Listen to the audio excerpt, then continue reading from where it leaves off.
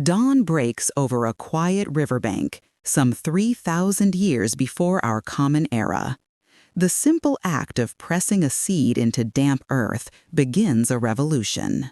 Farming anchors humanity, creating surpluses that feed not just families, but new kinds of people, rulers to command, priests to sanctify, and scribes to record it all on tablets of clay.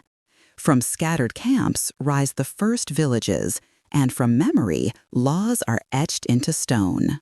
Life is drawn to the water. Along the great rivers, the Tigris, the Euphrates, the Nile, the Indus, and the Yellow River, the first cities are born. Here, hierarchies form as societies organize to manage canals, trade, and ritual. But these cities were never islands. The need for resources and the thirst for power pushed their boundaries outward. Empires rise, scaling up human cooperation. Persia builds roads to stitch its provinces together. Greece debates the meaning of citizenship. Rome codifies the law. The question becomes, what can bind millions of strangers together? The answer lies in a mix of institutions, shared stories, and economic necessity. This formula is tested and adapted across the globe. In India, the Maurya Empire rules through edicts, while Hinduism frames duty and the stages of life. In China, the Han Dynasty builds a vast bureaucracy unified by a common script and civil service exams. These systems of belief and governance travel. Along the Silk Roads and across the Indian Ocean, not just silk and spices are traded, but ideas. Buddhism finds new homes, and Islam travels with salt and scholars across the Sahara. Then the world is unified in a new, terrifying way. Mongol horsemen forge the largest land empire in history, a network where couriers, merchants, and microbes travel with astonishing speed. In the 14th century, the Black Death rides those same routes, shattering empires and reordering societies. Out of the ashes, a new world emerges. In Europe, the Renaissance revives a spirit of inquiry, and the printing press gives ideas unstoppable momentum.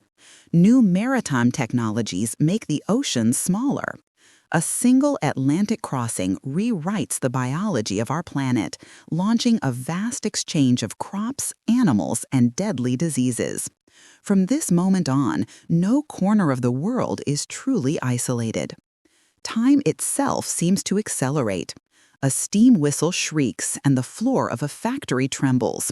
Fossil fuels and capitalism remake the very meaning of work, family, and home. New ideologies promise freedom, define the nation, and debate the nature of progress. Revolutions in America, France, and Haiti shatter old certainties, asking a difficult question: who truly belongs and who pays the price? The age of empire adapts, partitioning continents, forcing resources and people into a global market.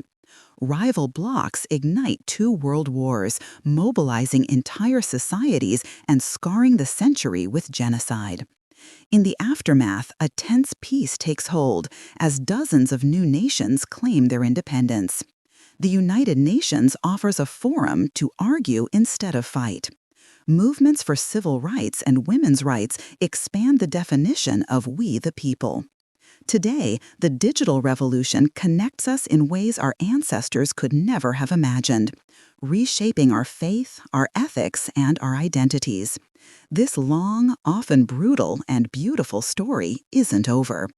It lives in the code on your screen, in the global supply chains that feed you, and in the urgent questions we have yet to answer about our shared future on a crowded planet.